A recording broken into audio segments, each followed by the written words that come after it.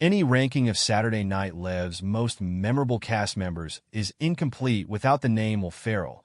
But the man who gave us more cowbell reveals some of his peers were skeptical of his comedy chops. I was trying to get to know everyone, and there was a group of people who were looking at me and were like, "We don't get what this guy does. He doesn't seem that funny." The Anchorman star recalled of his first week at the NBC sketch show in the Netflix documentary Will and Harper, out now.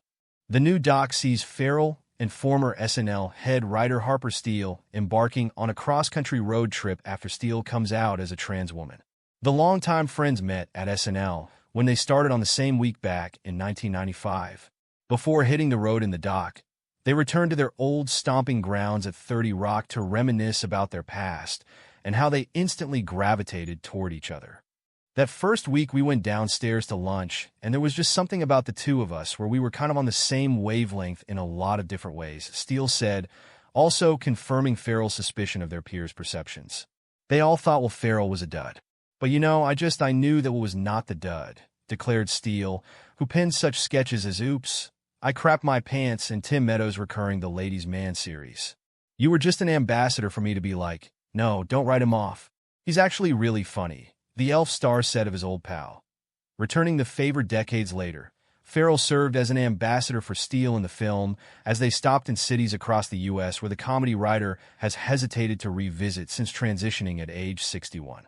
The Step Brothers actor used his fame to help break the ice with strangers in tense situations throughout their trip, during which the friends also got into emotionally heavy discussions, with Ferrell occasionally fumbling despite meaning well, as they got reacquainted now that Steele is living as her true self. We've been around each other in a lot of circumstances that are very strange, Steele noted during their visit to SNL, before discussing her creative past and referencing her dead name, which, as she admitted in the doc, is painful to hear others use. My whole writing career, my whole creative life, I performed as a character named Andrew. That's the way I think about it, at least. And so coming out to my friends was especially hard, and I really can't tell if they think I'm Harper. I think they might think that I'm still Andrew, and now I wear dresses. Following Ferrell's 7-season run at SNL, he and Steele continued to collaborate on projects including Eurovision Song Contest, Casa de Mi Padre, The Spoils of Babylon, A Deadly Adoption, and the HBO sketch series Funny or Die Presents, among others. As the old-school actor noted up top in the documentary, if you've ever scratched your head and said, why did Will Ferrell make that? There's a good chance it was in partnership with Steele, who he described as having a super weird, creative sense of humor.